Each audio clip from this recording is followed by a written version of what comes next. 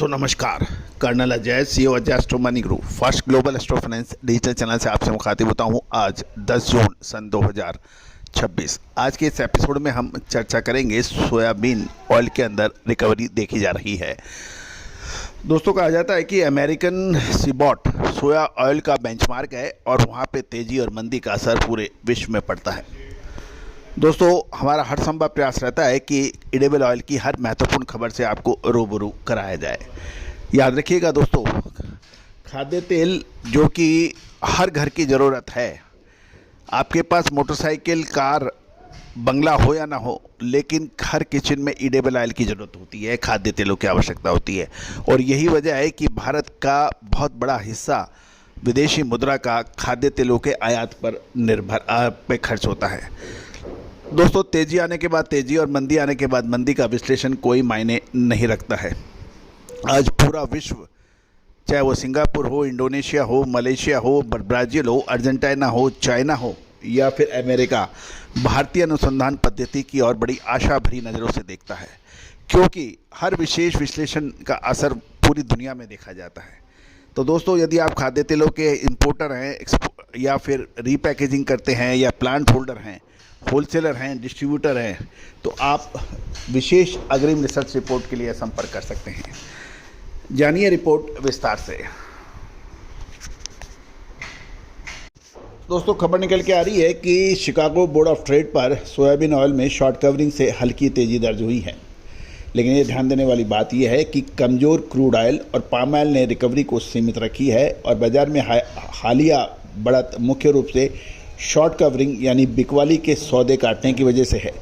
हालांकि कच्चे तेल और पाम ऑयल की कमजोरी के कारण ये रिकवरी एक सीमित दायरे के अंदर कारोबार में सिमट गई है। दोस्तों जब कमोडिटी फंड्स नेट बाइंग और नेट सेलिंग करते हैं तो इसको बहुत महत्वपूर्ण नज़रों से पूरा बाजार देखता है, क्योंकि इससे एक बड़ी तेज़ी या मंदी के संकेत मिलने लगते हैं। अब हम चर्चा कर लेते हैं कुछ महत्वपूर्ण बिंदुओं पर जिस पर खाद्य तेल पे नज़र रखना आवश्यक होगा। जुलाई सीबॉट सोया ऑयल वर्तमान भाव 74.91 सेंट प्रति सेंट पर है, जिसमें 0.35 सेंट की हल्की तेज़ी देखी गई है। दिन का दायरा जो यानी डेली रेंज जो दिन भर में 73.97 से 75.84 सेंट के बीच में इसका कारोबार देखने को मिला। बाज़ारों का रुख बात करें तो कीमतें 75.50 और 75.80 सेंट के ऊपर के स्तर पर टिक नहीं पाई, जिससे साफ है कि ये तेज़ी टिकाऊ नहीं थी और केवल शॉर्ट कवरिंग पर आधारित है।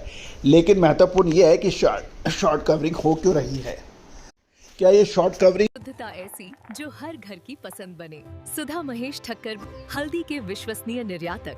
आज ही संपर्क करें।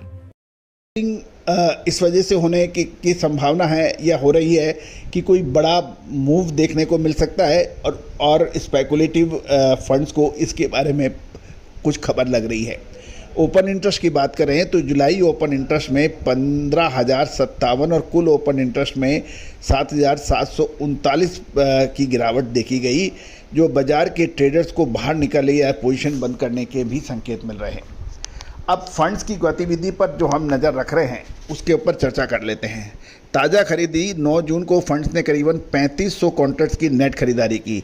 इससे पिछले सत्र में भी 1500 कॉन्ट्रैक्ट खरीदे गए। अब आपको ये समझना है कि फंड्स खरीदारी कर क्यों रहे हैं। लंबी अवधि की बात करें तो 2 सत्रों में भले ही 5000 कॉन्ट्रैक्ट्स की नेट खरीदारी हुई है, लेकिन पिछले 5 रिपोर्टेड सत्र में देखें तो फंड्स अभी भी कुल मिलाकर 23,500 कॉन्ट्रैक्ट्स की नेट बिकवाल हुई है और उसमें 5,000 कॉन्ट्रैक्ट्स की एक खरीदारी के ऊपर एक प्रश्न चिन्ह है। लेकिन यदि फंड्स बाइंग कर रहे हैं तो उसके पीछे कुछ ना कुछ मकसद ज़रूर होता है। ग्लोबल मार्केट से जो संकेत हैं उसको अक्सर क्रूड और पाम ऑयल और चाइनीज़ बाजार, ये 3 संकेत सोयाबीन की उतार चढ़ाव के लिए जिम्मेदार माने जाते हैं। WTI क्रूड ऑयल में $3.10 की भारी गिरावट आई, जिससे ये 7 सप्ताह के निचले स्तर पर पहुंच गया। क्रूड कमज़ोर होने से बायोफ्यूल की मांग पे असर होता है, जिसका असर सोया तेल पे पड़ता है। मसाले, खुशबू और प्योर झांझ, टेस्ट से भर दे हर जुबां पे स्वाद। एवरीडे मसाले, देश का स्वाद। every day, every sip. Every day, every sip, spices. Malaysia का BMD पाम ऑयल अगस्त वायदा 4527 MYR प्रति मैट्रिक टन पे है। इसमें 48 पॉइंट की गिरावट है, जिससे पूरे वेज ऑयल कॉम्प्लेक्स पे दबाव बना। चीनी बाज़ार यानी चाइनीज़ बाज़ार को आप अनदेखा नहीं कर सकते हैं। चीन में भी खाद्य तेलों में का ट्रेडिंग रुख नरम था। DCE पाम ऑयल 122 अंक और ZCE रैपसीड ऑयल 123 अंक दोनों में गिरावट थी। सहारा केवल D4 रेंज दिसंबर 26 में 0.84% की पॉजिटिव थी। बायोफ्यूल क्रेडिट्स ने बाजार को मामूली सपोर्ट मिला है। अब हम दक्षिण अमेरिका की बात करते हैं कि क्योंकि दक्षिणी गोलार्ध में इस समय सोयाबीन का स्टॉक काफ़ी प्रचुर मात्रा में होता है। गौरतलब है कि सोयाबीन की उत्तरी गोलार्ध और दक्षिणी गोलार्ध दोनों समय में अलग अलग सीजन में सोयाबीन की उपलब्धता होती है। फिजिकल मार्केट को देखना है तो हमें दक्षिण अमेरिका की तरफ देखना ही पड़ेगा।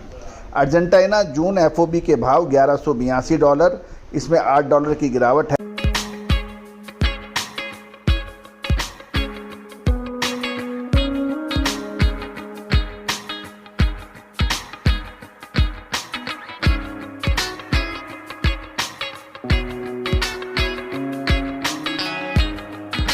अर्जेंटीना FOB $1177, इसमें $4 की गिरावट है।